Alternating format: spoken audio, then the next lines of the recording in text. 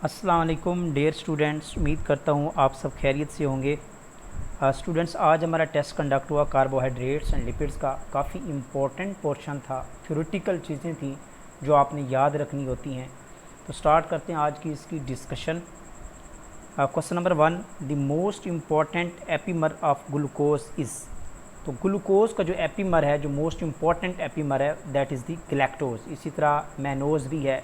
तो galactose is the most important epimer of glucose. बाकी जो हैं वो एपीमर्स नहीं हैं ग्लूकोज के। Next question, question number 2, the pentose sugar present mainly in the heart muscle is known as lactose. तो लैक्टोज जो शुगर होती है, this is the pentose sugar and mainly it is present in the heart muscles. Next question है third, which of the following is a reducing sugar.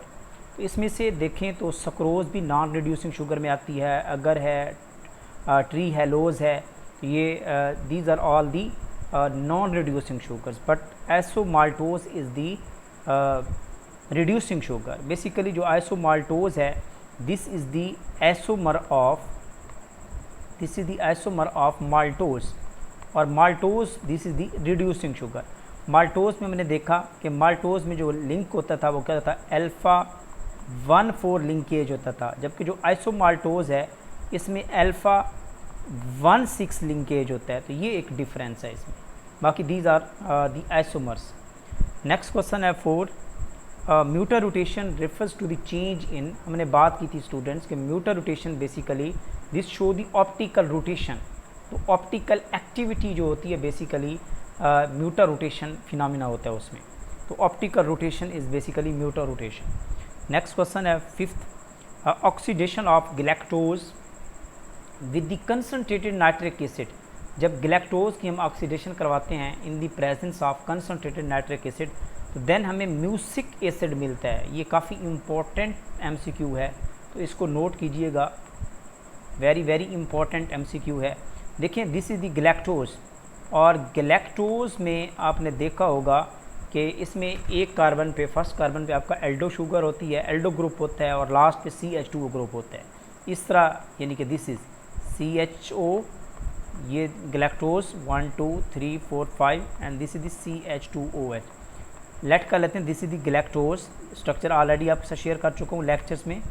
जब हम इसकी oxidation करवाते हैं नाइट्रिक एसिड की प्रेजेंस में, तो ये वाला जो कार्बन है ये भी किस में कन्वर्ट हो जाता है, कार्बोक्सिलिक एसिड में कन्वर्ट हो जाता है, और ये जो CH2O ग्रुप हो ये भी किस में कन्वर्ट हो जाता है, COH ग्रुप में कन्वर्ट हो जाता है।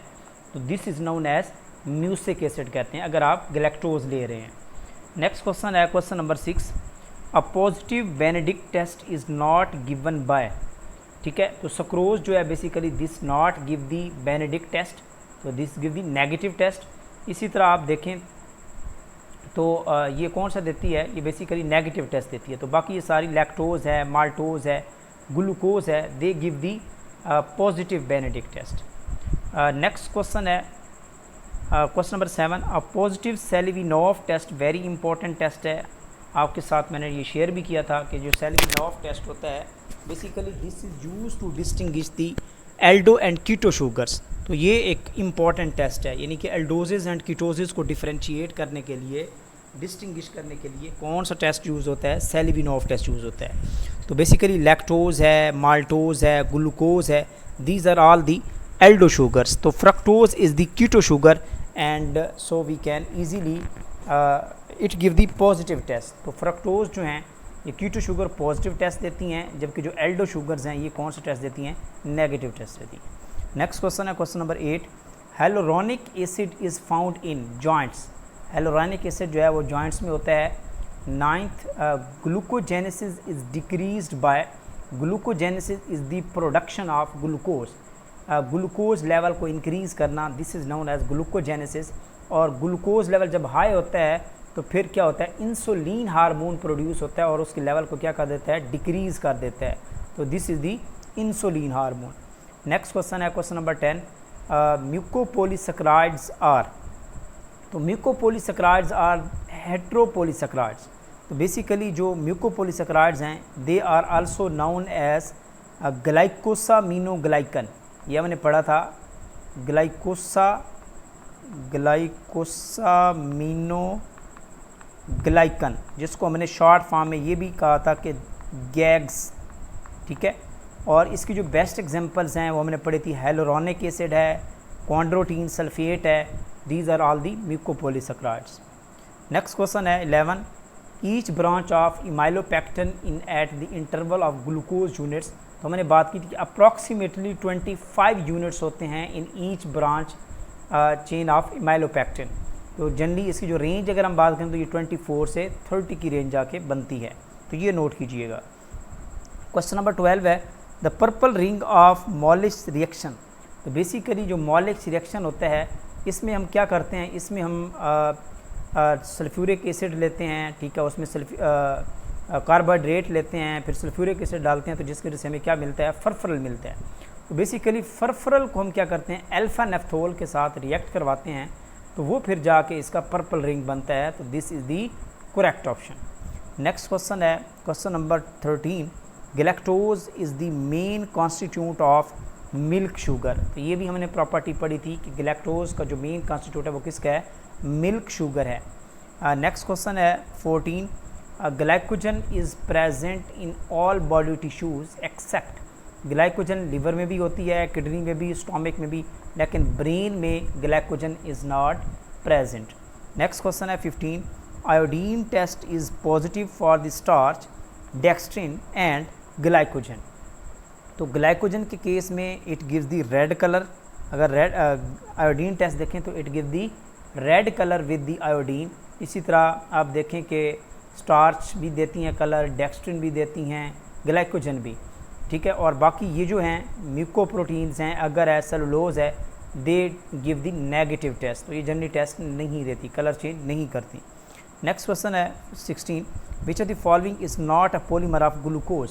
इनमें से कौन सा ग्लूकोज का पॉलीमर नहीं है, तो inulin is not the polymer of glucose, inulin is the polymer of fructose. Note कीजिएगा इसको, काफ़ी इम्पोर्टेंट जो है ना ये पॉलीमर है इनोलिन, तो नोट कीजिएगा इसको। तो this is the polymer of fructose. इसी तरह इमाइलोज की बात करें, ठीक है, इमाइलोज की बात करें तो ये भी ग्लूकोज का है, सेलुलोज भी, डेक्स्ट्रिन भी, these are the polymers of glucose. Next question है 17, a disaccharide linked by the अल्फा-1,4 ग्लाइकोसिडिक लिंकेज। ठीक है, अल्फा-1,4 ग्लाइकोसिडिक लिंकेज किस में होता है, माल्टोज में होता है, ठीक है, मैंने ये पढ़ा था। इसी तरह अगर हम बात करें लैक्टोज की, हमने बात की थी, तो इसमें कौन सा होता है, बीटा-1,4 लिंकेज होता है। इसी तरह सेलुलोज जो है this is the not the disaccharide, तो ये तो पॉलीसैकराइड है। इसी तरह सक्रोज की बात करें तो सक्रोज के केस में अल्फ़ा बीटा लिंकेज होता था, 1,2 लिंकेज होता है, इसमें कौन सा होता है, 1,2 लिंकेज अल्फ़ा बीटा। इस तरह ये क्वेश्चन था। नेक्स्ट क्वेश्चन है 18, a fatty acid which is not synthesised in the body and has to be supplied in the diet, this is known as essential fatty acid भी इसको कहते हैं। तो linolenic acid is the essential fatty acid and these are all the non-essential fatty acid and they are produced in the body. Next question है 19, number of double bonds in the arachidonic acid। तो ये भी आपने देखा होगा notes के अंदर। तो arachidonic acid में जो डबल बॉन्ड होते हैं वो कितने होते हैं, वो 4 होते हैं। नेक्स्ट क्वेश्चन है 20, deterioration of food rancidity is due to the presence of, basically यहाँ पे पर ऑक्सीडेशन ऑफ लिपिड्स होती है। जब लिपिड मॉलिक्यूल्स की ऑक्सीडेशन होती है तो this is known as deterioration, और इस प्रोसेस को कहा जाता है रेंसिडिटी। नेक्स्ट क्वेश्चन है 21, percentage of poly unsaturated fatty acid in the butter. Butter में जो पॉली अनसैचुरेटेड फैटी एसिड होते हैं वो 3 होते हैं, लेकिन कुछ बुक्स में आपको 5 भी नज़र आएगा, 4 to 5, ठीक है। तो ये परसेंटेज आपने याद रखनी है। इसी तरह अगर हम देखें इस केस में बटर के केस में जो ये 25% में होता है, ये आपका होता है मोनोसैचुरेटेड। कौन सा होता है, बटर में मोनोसैचुरेटेड जो होते हैं वो 25% में होते हैं। इसी तरह अगर हम 70% की बात करें तो जो सैचुरेटेड फैटी एसिड होते हैं these are the maximum amount and these are the 70%। Okay हो गया।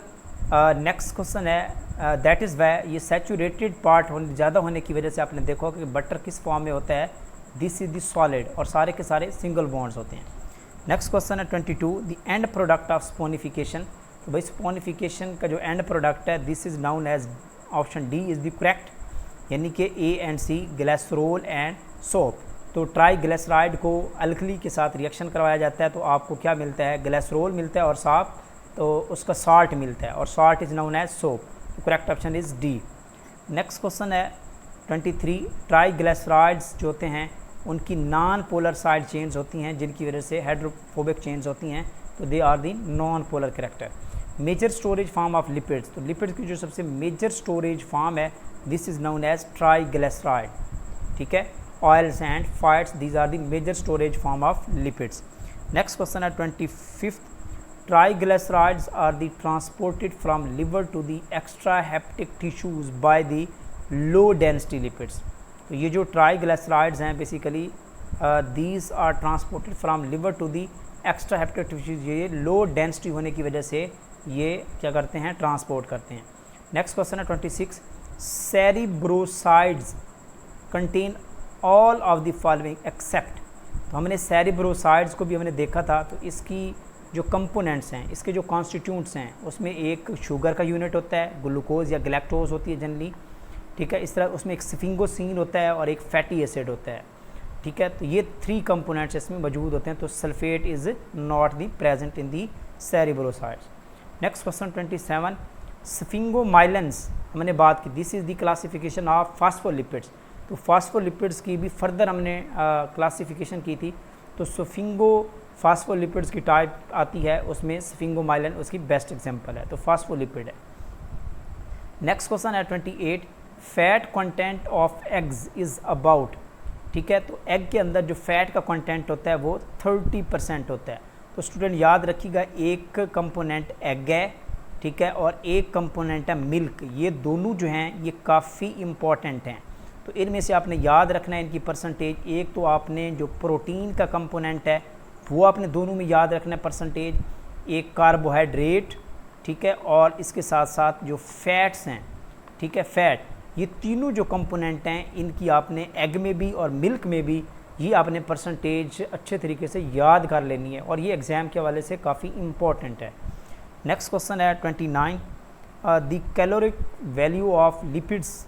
तो लिपिड्स की सबसे ज़्यादा हाई कैलोरी होती है, हाई एनर्जी वैल्यू होती है। अगर आपसे कोई क्वेश्चन पूछ लेता है कि लिपिड्स हैं, प्रोटीन्स हैं, फैट्स हैं, तो इनमें से जो हाई जो कैलोरिक वैल्यू होती है किसकी होती है, वो लिपिड्स की होती है, and this is the 9 kilo calorie पर ग्राम।